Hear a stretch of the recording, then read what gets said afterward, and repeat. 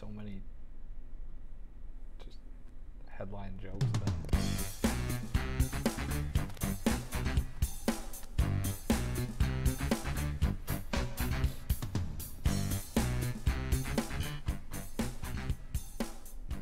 Hey, it worked. We're back. Yeah, look at this, huh? Yeah. We're on the internet. Wow. Holy smokes. Unbelievable.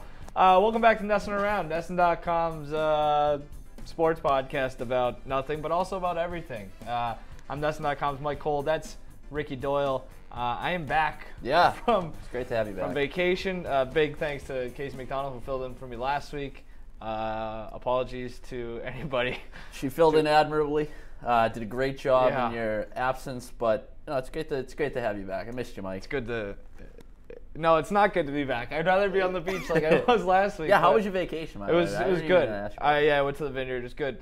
Just relaxed, spent some time on the beach. Did a little bit of this, a little bit of that. Drank too much, ate too much crap. But I'm gonna follow suit next week. So it's the first one. You're not gonna see me for a little bit. Yeah, right. Off, so it's good. It's about to be really good. Yeah. Viewership should skyrocket next week. Yeah, and the funny thing is just a quick tangent. I got back, and within like 48 hours of being back, I was chewing on a piece of gum yesterday and felt a little gravelly. So I got a cavity on the way falling out.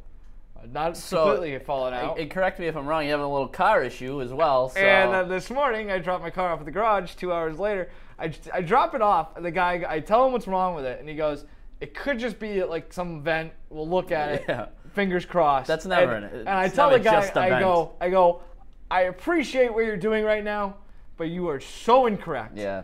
3 hours later, it's nice for him to humor you like that, but just give it to me straight, pal. 3 hours later, he calls back saying, I have never, again, this is a wicked tangent, but I have never gotten a list of things wrong with my car this long. Yeah. He's like, it's this, and this. You need these or you're going to die on the road. So basically you just need a new car is what you Well, and that's the thing. And it wasn't, there was a number in my head that if it got to that, I would be like, this is not worth it. I have to cut bait. But you almost have to make these repairs, otherwise I can't sell the car because it's useless. Cap management. Yeah, it's crazy. We'll get into that. The fact that I've been driving... What's that? You could just be lying to you. I don't think this is. I've been lucky enough since I've moved out here, to find two things. I've found a great barber and a good mechanic. A mechanic whom I trust. That's huge. Two of the most important things that you could have in your life. You throw a ticket guy in there and you're pretty set. This is what I've been saying. We need more guys. That's been my thing. Right. I'm with you 100%. This has been my thing for like 2 years now. I need a ticket guy. Yeah. That's like I feel like everybody's got. That's the thing. If you grew up around here, you probably have a ticket guy. Yeah, you got to. See, I need more friends in high places. I especially need that now. So. Because I'm broke now. I got no money. By the way, getting married in 4 months. So there's never a good time to have to empty a ton of your savings account on a car. But this is certainly not the time. You got a good dental plan. So. But hey, the dental thing doesn't bother me at all. You should be all right there. Yeah, I'll be fine with that. But we need a car plan. That's what we need. Is an auto plan as part of our benefits. We don't have that. Yeah, vacation was better than last week, or this week. Yeah. Last week, greater than this week. So we're going to talk sports because that's what we do here. The problem is I really have no idea what's going on. I did a great job of kind of staying out of the loop to an extent. I'm impressed, too, because usually you're a guy that, you find it very hard to disconnect. And I guess as I was saying that, as it was coming out, I was like, that's probably not entirely true because every morning I had the sports radio on. Yeah. As I was getting ready for the day or whatever, kind of, because it is important to disconnect, but I also hate the feeling of coming back and having absolutely no idea what happened. And it's just, I'm so addicted to like Twitter at this point that even if I'm on the beach, I'm checking Twitter like once just because out of habit. But one thing I did follow relatively closely, the only thing I really followed closely all week, or like I said, relatively, was the NBA stuff. Well, it's hard not to. And it's all over the place. My fiance and I have been going on the same vacation for a few years. Usually we go the week before the drafts. This year is the week of, and it's kind of a bummer. Like you and I don't like a lot of things, this is true. Especially when it comes to work. Yeah. Drafts weeks is one of them. It's awesome. It's cool. Like that and trade deadlines, a lot of stuff going on. So I guess we'll start there, right? Yeah, Like, we'll yeah. get And last into- week in particular, because Right. obviously the local ties. I mean, every single rumor basically the Celtics were involved Right. in. So it was of the utmost importance for us. And then just the names involved Yeah. too. The star power is insane. I don't really remember a lead up to the draft quite like that, especially from the fact that. I mean, that started like 3, 4, Right. 5 days before the draft. You would get in those types of rooms. The type of rooms you usually get on draft night. So it was fun. It was hectic, but it was fun. So we'll get into, I'm sure, a lot of that. Yeah, which kind of brings us to, I think in this sport more than in basketball, we're talking mostly about basketball. Right. The NHL had some interesting stuff as well. I mean, some real legitimate fireworks. The Blackhawks doing some crazy stuff. Yeah. Draft day into the weekend. Pretty significant trade right out of the chute. Yeah. So I think the thing about the NBA, especially the last couple of years, there's been a lot of talk, not as much action. Plenty of smoke, not a lot of fire. Yep. Especially with the Celtics, and that's maybe a point of contention for some Celtics fans. But for me, it's gotten to the point where like a good NBA game is great. I'm almost give me this more. Like give me the rumors. I'm refreshing Twitter. Give me the mock drafts. Give me trade rumors, free agent rumors. To the point where, like I said, I think that's the juicy stuff. I think I might enjoy this more than the actual basketball itself, which is sad. I mean, especially where the product is at now. And that's the other thing, too. It's not exactly the most entertaining brand of sports on the planet. So if you can sink your teeth into the juiciness of the rumors and whatnot, I think that's got more appeal because it's not only that, but it's forward looking. I mean, right now it's the consensus obviously is that the Warriors are far, head and shoulders above everybody else in the NBA. Now you add these rumors to the mix, and you start looking ahead a little bit more, and maybe see how your team's gonna have a chance in the future to knock off a team like that. Yeah, and so there's just so many different, like a lot of different puzzle pieces. Right. Different things can fall certain ways. So I mean, I know this is kind of what we're funneling this into. Right. Is what is the best off season in sports of the 4 major sports? Would you? I'll tell you right now, I don't know anything about like the transfer window and the seems soccer exciting. realm, right? It seems like a great time, grand old time. But so it gives me a little FOMO every now and then. But from the 4 major sports, where's the NBA rank in terms of your little? That's a good. I like how you phrase that because I feel like we should be from a show standpoint talking about the NBA as our jumping off point. Yeah. It's not my favorite though. Is it yours? It's not mine either. Okay, so but I'll let you go ahead first. I think we're probably going to the both the same direction. So too. I'm taking baseball because I think there's a lot of these elements with baseball. Not as much maybe the last few years. I mean, I think we're probably living in the past a little bit here. If you go back to like 03, 04, 05, 06, 07, when like the Red Sox Yankees stuff was at its height. Bidding wars. It felt like back then that every player basically played through his contract and then hit the open market. Now you're seeing these guys get locked up early. And that's a very good point too, and that's an important point to make is that a lot of these guys are getting locked up early. Yeah, and trades. I feel like the trade deadline maybe has seen a little bit of a resurgence in the last couple of years, but even that's not as good. But I'm taking baseball, and the big reason is it's my favorite sport, and it's a little less convoluted. There's no real cap. I mean, sure, there's the luxury tax and things like that, but it's like you don't have to think about a mid-level exception or the fact that one guy can make more money with there's no bird rights. There's just here's $180 million. Do you want to sign on the dotted line? It's so easy to monetize. Like this is what the guy's getting. Right. Like you're giving him $180 million. He's going to get it. Yeah. He's going to get it. It's not like the NFL especially is like.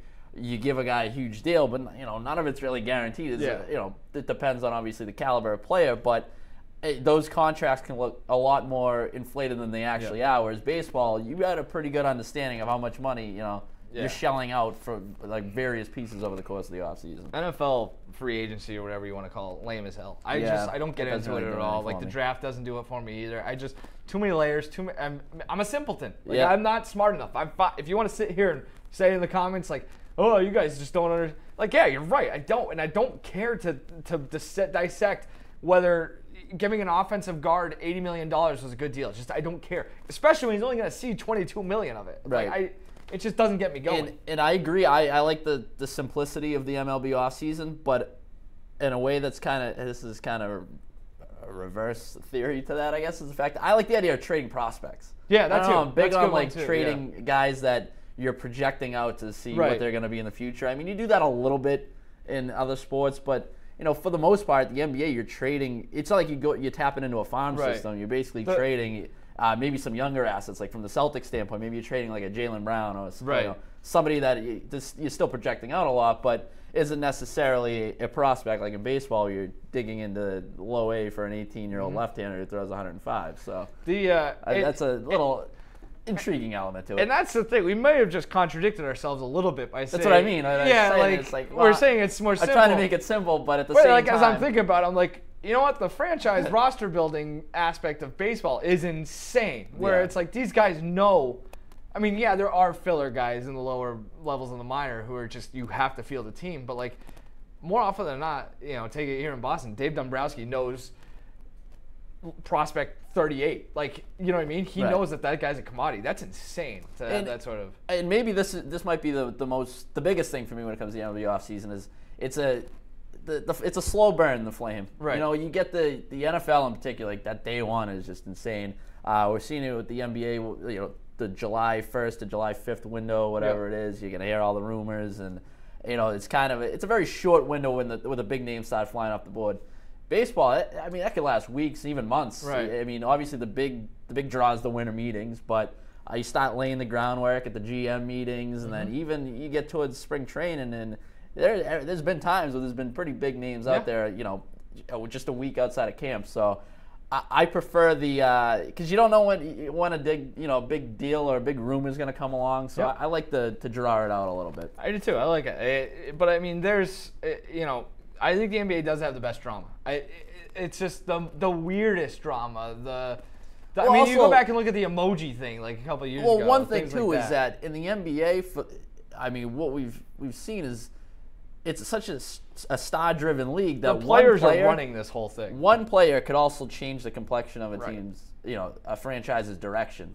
Where in baseball, never like, maybe you're not up to see it. So that's another one probably contradicting. Like Mookie Betts, Xander Bogaerts, David Ortiz didn't go recruit David Price. He's like, there's no. Yeah, it's a lot of pageantry. There's no locking somebody in a room like the whole DeAndre was it DeAndre Jordan thing. So like, I think using this as a jumping off point, we'll get into a little bit of free agency rapid fire here.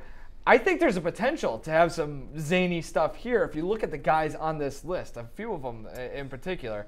This is a real weird free agent class. It has a chance to be a really good one. Because there's a lot of guys. Well, I think what changes this too is the new collective bargaining agreement and how basically a player can make more money by staying with his current team. I mean, I don't know how we're gonna see over the next few years how much that plays a role, but if that wasn't in the picture and it was basically just a level playing field from a financial standpoint, then we'd be talking about the Wild West. This exercise would be a lot different. I agree. And so I don't know. We'll see, because it gets to a point where if you're a player, you got to see what are your priorities. Right. You trying to make the most money? You trying to go? We can get a ring. You trying to go where the weather's nice? I don't know. It tugs at you a little bit to start figuring out what exactly you want. We should have brought in a physical crystal ball. We did not. We'll look. We don't have one on one of these shows. What's that? I have one. Boy, we should have. That's on us. It's all right. We got everything else. I'm sure we'll do plenty of other off-season stuff in the future. So let's get into free agent predictions real quick. We got hockey gloves. We don't know crystal ball, unfortunately. We'll start with the Clippers, because I think that the big thing is, I don't know if this is official or just reported yet, Blake Griffin and Chris Paul are going to opt out. That could mean nothing. We'll kind of get into that a little bit as well. Start with Chris Paul. Just give it to me quick. Where do you think he's going to end up? I'm going to say the San Antonio Spurs. This is a team that's been linked to him for a little bit. The Rockets being another one. Basically those upper echelon West teams outside of the Warriors. Again, I wouldn't be shocked if he stayed in LA because of, like I said, you're going to make more money by staying there. But I think at his age, where he is in his career, I think he wants that ring, and ultimately he's going to go elsewhere, because I think that, I don't know, there's something brewing with the Clippers that it could turn ugly relatively quick. So I see him getting out of there, and I'm going to say he goes to the Spurs. I thought the one thing that might keep him in LA other than the contract is the LeBron thing. And there's a story that came out Monday saying LeBron would never sign with the Clippers no matter what. So there goes that. The money thing is an issue. But Forbes, they know a lot about money, had a really interesting article. Basically, Paul can get 5 years, $200 million from LA. You can get about $150-ish from anyone else. So that's a difference of $50 million, and it's whatever. But like with the tax codes and stuff, especially playing in California, it's unbelievable. And like I guess there's a new Trump tax plan that's going to affect us as well. If they broke it down, it's really interesting. I go read it if you got the time. Basically, it comes down to $19 million difference. He's going to make $19 million more if he stays in LA. Is $19 million enough for a guy who makes that much money to give it up and go chase that ring? I think yes. I'm with you. I'm going to Spurs as well. It's a great fit. And it's not tax-free in Texas. It makes too much sense. I think it's going to happen. I mean, you got to think at some point in his career, he's gonna want to get that ring. Right. And no place. I mean, there's no team that gives him the shot that the Spurs do right now. Right. At least as far as thinking. At least teams that need teams that are going to be interested in getting him as well. Yeah. Too. No. So that makes perfect sense to me. All right. The other LA boy, Blake Griffin. I think this one's much more interesting. A little bit more difficult to forecast in some ways. What do you got? I got him staying. I think he's going to stay with the Clippers. I'm secretly rooting for him to go to the Thunder because the idea of pairing him up with Russell Westbrook is pretty. I love how Glenn Davis floated that out already. Yeah, he did. Yeah. TMZ, and I mean, it's something that has been kicked around a little bit over the past year or so. But and that's just I just want to see that dynamic, see how that would work out. I think it would be pretty fun. But I do. I think he's going to stay put. Blake Griffin just strikes me as kind of an LA guy. Yep. I think he's got like kind of that vibe to him. He likes to do all the acting and the comedy shows and things like that. Yeah. So certainly fits his personality. Also, he's still young. I mean, he's I think 4 years younger than Paul. Or he's turning 29 in March. So I think that he's in a position now where he can take the most money, stay where he's comfortable, and then ultimately chase the ring down the road like Paul could do it this year. So I think he's going to stay put. But like I said, Thunder, Celtics, another interesting one that maybe they get in the mix. Who knows? Again, this is probably going to end up being pretty boring. ESPN's Mike Wise laid it out. He gets about 5,175 if he stays, 4,130 if he goes. Is that enough to sway him? I don't know. I like with him, where like kind of for the same points he made, age is an issue. Yeah. Injuries, I think too. He's a tough player to peg. What you're getting from him. And maybe so, like if you're the player, maybe you're more likely to take that sure thing, take the money, knowing that your injury status might derail the rest of your career. Cash in while you can. Like you said, I think he's an LA guy. Makes sense. Somebody floated the idea of him not even getting a max contract, which I don't see. Well, I don't see that happening. No, and I mean the fact is that they can give both him and Paul, max contract. Either like the way that the salary works out, as far as I understand it, there's not a whole lot of difference between both of them getting a max contract, one of them getting a max contract, right. Neither of them getting a max. Obviously, neither of them get max contract. It opens up about like $35 million in cap room or something like that. Either way, they're going to be up against it or over. I don't think the Clippers can afford to let Chris Paul, Blake Griffin, and JJ Redick all leave this offseason. There's incentive for them to re-sign him. Maybe Steve Ballmer, the owner, there's whispers about a new arena. I mean, you're not moving into a new arena with the same crap bag Clippers that you had in the 90s and pretty much for the entire way. I do think the wild card is Paul. If Paul stays, I think Griffin definitely stays. I tend to side on Griffin staying no matter what, though. I just think something. I think one of them probably stays, but they need some sort of shakeup. They do, because I mean they missed their window. Basically, and I think Paul's the better player. player. Like I think all things being equal, they'd rather have Paul. Oh, absolutely. Yeah, I mean, unless you factor in the age, in which case maybe you can make a case to keep Griffin. But I agree. I think one of them staying. I think it's Blake. All right, Jazz forward Gordon Hayward. What do you think? So I think they feel like everybody's really jumping to the conclusion here that's like the Celtics' primary target.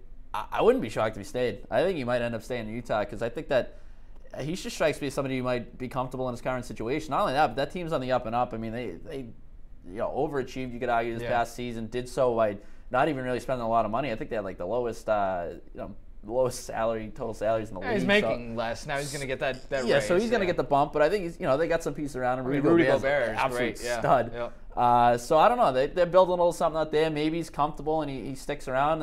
Again, you're going to get more money to stay put where you are. So I could totally see him staying, although, obviously the Celtics do seem like a good fit given the Brad Stevens connection and things like that. But I'm going to say he stays, which would throw a real wrinkle into the Celtics' presumably their plans this offseason. With the way that a lot of this stuff has gone for the Celtics over the last few years, I think him staying probably just the more likely scenario. And then it's like you're moving down to plan, D, E, and F before you're done with this thing. I thought it was interesting. Salt Lake Tribune's Tony Jones, they have the Utah Jazz podcast, which is not a creative name, unlike NESN. Well, that really hooks me in. He said, quote, I'm hearing he's genuinely torn and that right now his odds of staying are 50-50. That's not great odds for the Jazz, but I think he knows that the point guard situation is solidified. I think those odds go up. Yeah, I need a point guard. I think, whatever. That's maybe an issue for them. And a lot of the pointing out, like, is he going to get the touches in Boston? The defense maybe not as good, especially without Gobert. I'm taking the Celtics because I think the Celtics have too much invested in this. They need a player like him. And the connection with Brad Stevens makes all the sense in the world. Maybe a change of scenery. I think it's these two teams though. I think the Celtics make the most sense, but I can see where you're coming from with it. He seems like a guy who might be willing to stay. In his comfort zone. I don't know. I agree. I think it's those two. Yeah, he's wearing green. I'd be very shocked. I'd be very shocked if he went anywhere other than those two teams. Yeah, and I think there's a Miami rumor out there. I think that's just posturing from his camp. So, all right, we'll end up with Kyle Lowry, guard to Raptors. Guy who's older than I realized. He's 31 years old right now. So he's really going for his last big contract. I don't know. What do you think? Still a pretty damn good point guard. He is, yeah. And he's their better. I think I like him better than DeRozan on that team. Yeah, he's a guy who can take over the game. Like, especially seeing him against the Celtics. He plays really well against the Celtics. And I'm going to go with the Minnesota Timberwolves. And they just made that Jimmy Butler trade. Obviously, they're making moves for right now, which – I mean, maybe we'll get into that trade at some point, but I'm not seeing that from the Bulls' standpoint. Right. I mean, there wasn't a better offer out there. Not only that, but the fact that why are you giving up the first why are you round swapping picks? If you got the pick, I could see it a little more reasonable. But basically, you're trading up. What was it, 9 spots? Right. In addition to the 2 pieces they got, but whatever. It's a different story for a different day. But I say Lowry goes to the T-Wolves. I like what they're building out there. You got Butler, you got Lowry to the mix, you got Karl Anthony Towns, Andrew Wiggins. It's a nice little. That's a nice little starting 4 you got as part of your starting 5. So, I don't know. They can make a little noise. It could be a real pain in the ass next year if they would add him to the mix. If you're playing a video game and you're the Timberwolves, it makes all the sense in the world to add Lowry. It's plug and play. And it's like easy to, in video games, it's easy to sign guys. We're not playing video games. It's real life. I think he stays in Toronto. I think because the money is too much for him to pass up. Again, he's 31, got an injury history. Kind of the same logic that I had with Blake. There's a team that's pretty good too in Toronto. Like if they keep that together for a few more years, maybe they've got a chance to get. Like I think they are a team that can beat the Celtics in a series. Like whether or not they can beat Cleveland at any point, I don't think is up for debate. But you go. Does he want to go to the Western Conference? Like you know what I mean? I feel like there's more reasons to stay in Toronto. For that reason, I'm gonna say he stays in Toronto. Interesting. Let's talk. Maybe he wants to come to America. Yeah, maybe. Yeah. I don't know. Yeah, I don't know. Right around Independence Day. Forbes needs to do something on the tax codes there. Yeah. Before we move on, let's do this real fast. Which team has the biggest threat to knock off the Warriors next season once all the offseason dust settles? I'm gonna say the Spurs, because I thought that the Spurs at one point this season had a pretty good chance to give the Warriors a run for their money. Obviously down the stretch the Warriors just kind of took over, but with the Warriors, they're also it could be a couple injuries away from all of a sudden things opening up a bit. I guess so. Yeah. I just think when you factor that in, I think the Spurs are the second best team in the West, and therefore would be the biggest threat to them. Biggest threat to the Warriors is the Warriors through injuries and things like that. One thing we should mention is at the top of the free agent thing. Technically, Durant and Curry are free agents, but I don't think anybody really expects them to do anything. There would be some fireworks for you. Yeah, they're both going to end up in Golden State. I had the Spurs as a dark horse, as I wrote in my notes, for the same reason, especially if they get Paul. I'm banking on the fact that they're going to add somebody. But even if they don't, that's a team that they were up 20 in Game 1 before Kawhi Leonard got hurt, and then they ended up getting waxed, but who knows. They stay healthy, things get a little bit different there, and then you add Paul. That's a legitimate game changer. So I think that's a team that has a chance, but I think the better chance still belongs to the Cavs for at least 1 year. I think when it's all said and done, Paul George does end up in Cleveland somehow, which doesn't make any sense because the Celtics have the best deal to give Indiana. There's it's just, I don't know. I just feel like at the end of the day, LeBron gets his way. And even if it's for 1 year and they say, screw this, let's go for broke. Who cares what happens after this? Because we're both going to LA after this anyway. Who cares if we leave this team smoldering? For 1 year at least, I think that the Cavs still have the best chance. Long-term, Spurs and Celtics, I think, are the better options. But for this 1 year, I think it's still the Cavs. And LeBron's the one single greatest threat to that team, I think. Yeah. Even more so than Kawhi. We didn't mention the Rockets. as far as what they're going to do. And that's a team that could get weird in the offseason too. And that's my thing. I want to see what they do. They're in on. I think they're all indications of that. Like they're going to be in on everybody. Lowry, I think, is a guy that Lowry I mentioned with Paul, and they're willing to get a little crazy. Yeah. So I don't know. Maybe that's the team that we're going to look back in a few months and be like, geez, didn't really see them, pulling off what they pulled off. So. It'll be fun to watch. They got to get Yao Ming some fake legs and get him back over here. Get his ass out there. Roll him out. Speaking of Yao Ming came up in a office conversation this morning when we were talking about the Big 3. For those of you guys who don't know, the Big 3 is I don't even know the best way to describe this. It's a 3-on-3 basketball tournament. I guess that's the best way. Basketball league. Knocked it out of the park. Basketball league with. I guess the real tough thing is how do you describe guys, washed up. I think that's a good way to put it. Random washed up NBA players. Guys who were either high draft picks at some point and or screwballs decent players. Would be another good way There's to put it. some screwballs. There's a lot of head cases and there's a lot of that. Which makes it interesting. It debuted Sunday, but it's on Fox Sports 1. Didn't air till Monday night. That's what they're going to do, I think, the entire season. Play the games on Sunday. Air them on tape delay on Monday night. It's going to be on about 150 times over the course of the week. Yeah, it was on this morning when we were like. There's no doubt in my mind. While I'm on vacation, there are going to be several instances in which I'm watching this at about 4:30 in the morning. Well, it's still drinking and just watching the Big 3 basketball league breaking down. I'm going to come back with a lot of opinions. Is basically what I'm telling you. Because this just strikes me as late night television at its finest. Kind of a dick move to keep dropping that you're going on vacation when I'm. I was in the trenches last week. I understand. I'm not saying. I thought we had moved on, and then I'm still. I had gone 10 minutes without thinking about my own trials and tribulations. God, it made me lose my train of thought here. Yeah, it's. But that's basically what it is. It's very the whole. At least it's like you like to say novelty. It is. The novelty is the appeal to me. Is to see like. One who's gonna blow out their leg, which you've already seen a couple of injuries. Which is unbelievable. We had 3 big name injuries going down early, and then just to see who still has a little left in the tank. I don't think they're gonna go sign NBA contracts after this, but there are some guys that I feel like you might be like, all right, I think you can ball up a little bit. Particularly guys that are like young. There are a few younger guys that I think should be eliminated from this thing, disqualified. I agree. I didn't really watch it on Monday night. I was actually watching wrestling instead. LeVar Ball was on Raw, which is something we probably should have talked about too. That was just a train wreck. But I'm just sick of talking about that guy too. So, but I watched some of the YouTube highlights, and they've got 5 or 6 minute packages, kind of just really highlights for the entire game, for each game. The thing that really stood out to me is like. They played a 60, and they take a halftime when one team gets to 30, they take a halftime, and it's like for the first 30, 40, 50 points, it just looked like a lot of guys shooting jump shots, a lot of 3-pointers. Yeah. So I think that they're playing game. I think these games are a little too long, especially for old guys who are popping hammies in week 1.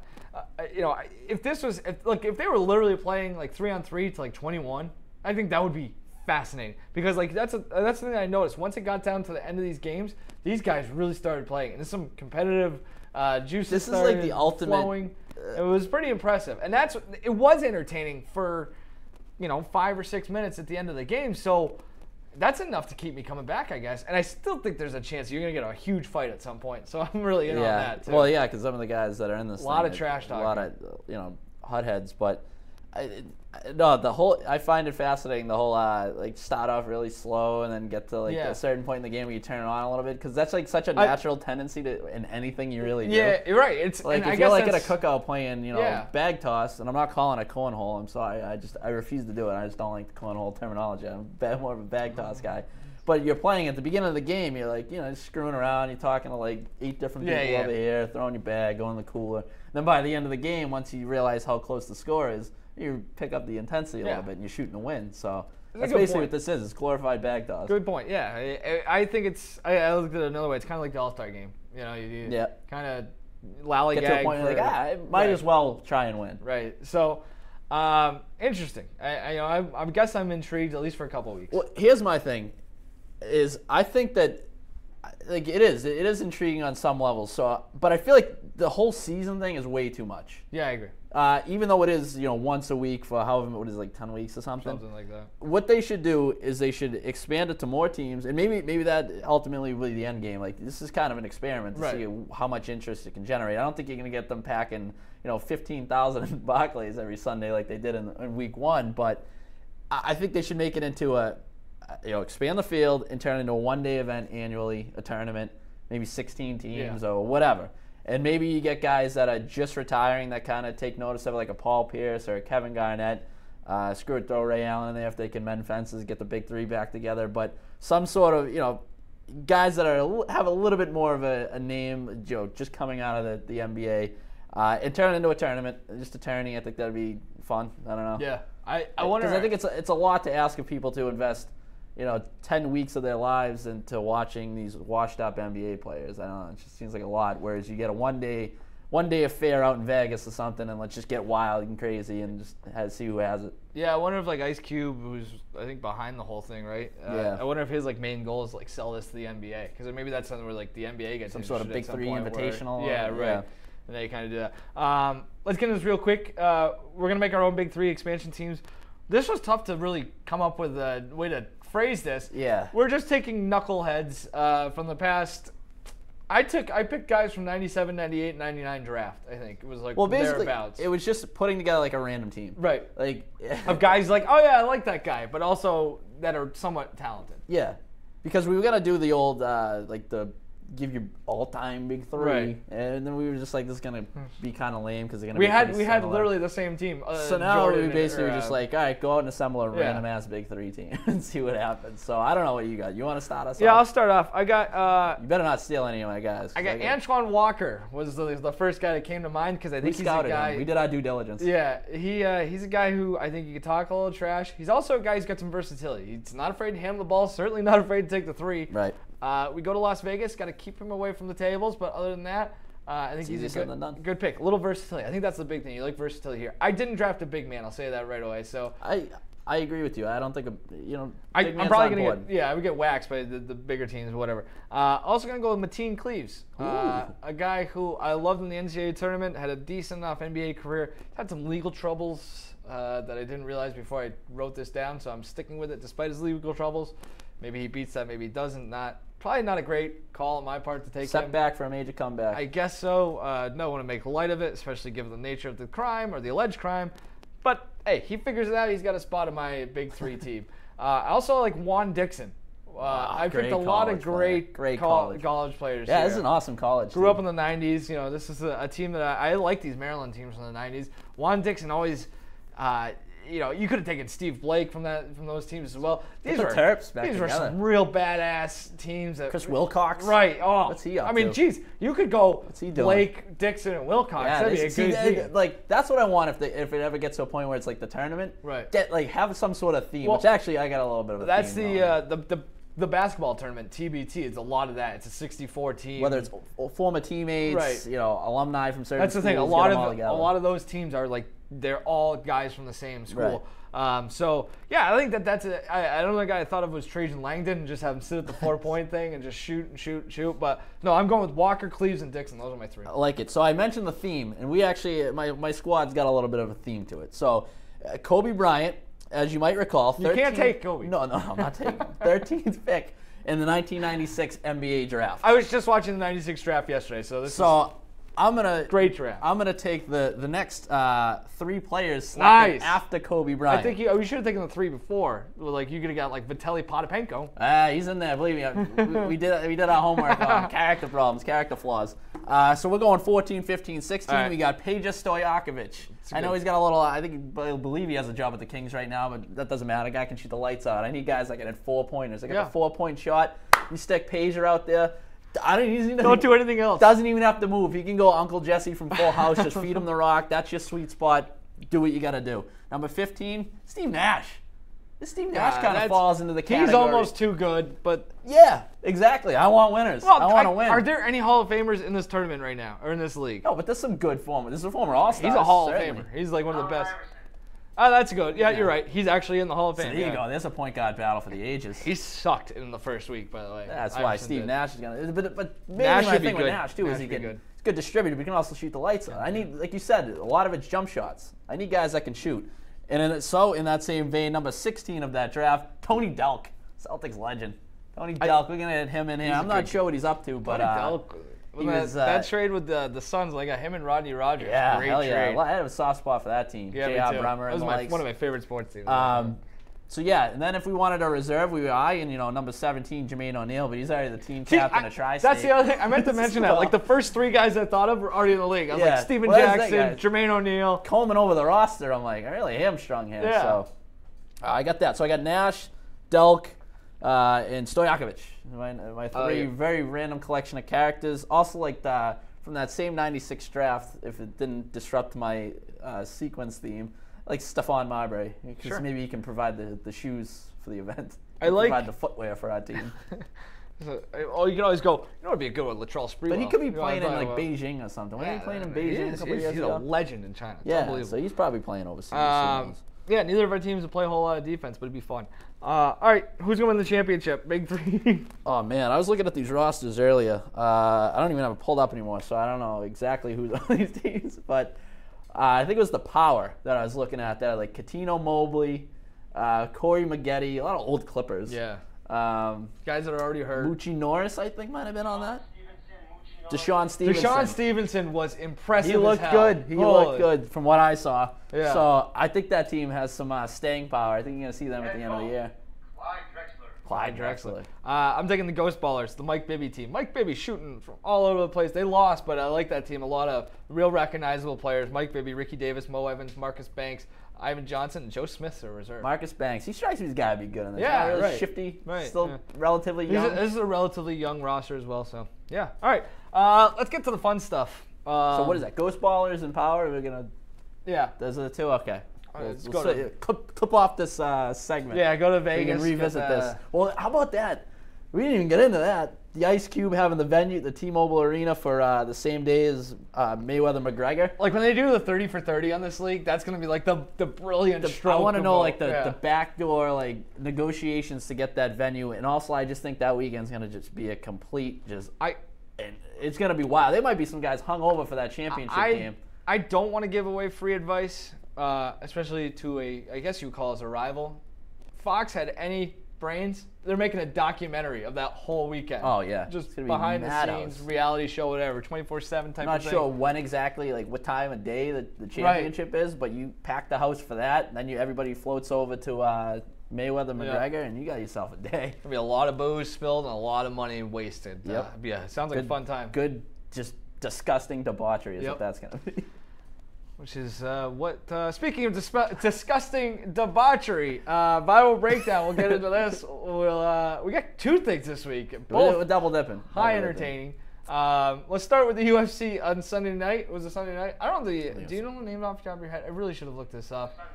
Sunday. It was Justine Kish. What's that, Andre? June 25. Yeah, okay. June 25th, June 25th. 2017. UFC's Justine Kish. Justine Kish. Is that who it is? Andre, you're a UFC guy. Yeah. Justine More or less, Kish. Go crap herself. So, the girl pooped herself. Yeah, she. There's some great. More ways than one. Yeah, she got the. I wish we could swear. Well, here we go. She got the the residue, the aftermath. The other girl, Felice Herring, choked the crap out of her. Literally, Yeah. She pooped on the mat. I don't know what your thoughts on this. I got no issue with this. I feel bad for her. More so than here's the anything else. thing: is we don't have all the footage. You're not seeing all the footage. It looks like he's stepping in gum. It looks like it's like stuck to his sole. Oh, it got when stuck he's to the lifting sole. up the back heel. Yeah. So tough blow for the ref, certainly.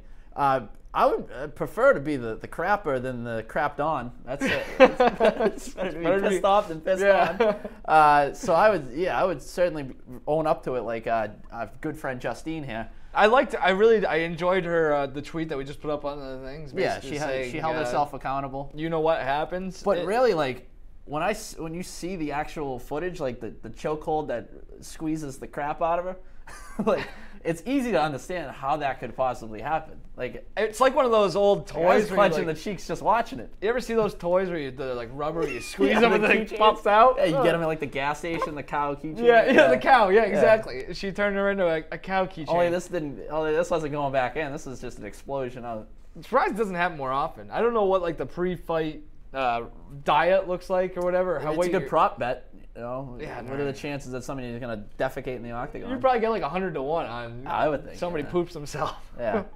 But So, that was, I mean, that really just flipped the weekend upside down. I'm just glad we can all It's laugh Sunday about night. it. Sunday fun day for Justine Kish. It's one of those things where I haven't been going to the right places of the internet, and there are certainly places of the internet where you want to avoid in a situation like this. Yeah. For other reasons, but I don't feel like there's been like any sort of like social justice backlash for this, where nobody's like, stop making fun of the girl for pooping herself. Like everybody poops. I think it's one of the rare times where all of us on the internet can get together, come together, and have a laugh about somebody crapping their pants. It's a true bonding experience. It is. Yeah, it's nice. I mean, everybody it's a breath poops. of fresh air. Well, It's not very some ways. fresh, but yeah, you know, it's a saying, sure. Yes, yeah. So you know, bummer happens. It quite literally happens a lot every Yeah. day. So to all of us, not necessarily in the middle of the octagon after a chokehold, but hey, that's a cool story. Yeah. No, Good it's listen. They'll be talking about that for decades. Ain't no shame in that For game. decades. Let's go to Japan for one of the. Just quickly though, good thing she was in the position that she was like her opponent. Good thing that she had her in like it was like riding her back and choking her out. As Can you opposed imagine to- that was an armbar? Like, man. what if the crapper had the other one in an armbar? Then you're talking about a real messy. I don't want to keep hyper on this. Then you're talking about a real messy It's situation. like in wrestling, if you know, what if it ever happened to the Undertaker on a tombstone? He's got it right there. He come down, hits the ground, and it's just right in his face. Yeah, that's see? bad. So the positioning was certainly. It could have been worse. Is what I'm Yes, saying. it was about Could as have been good of much as good of a crapping situation could go. Yeah, really. exactly. But no, let's go. All right, Let's move go to on. Japan. Let's move on. Yeah, This is the best thing in the world. This started making the rounds on the internet thanks to June Lee. This is a YouTube video of. This isn't as good as the other one that we couldn't use, but basically, team in Japan when a reliever comes in. Here we go. We got to.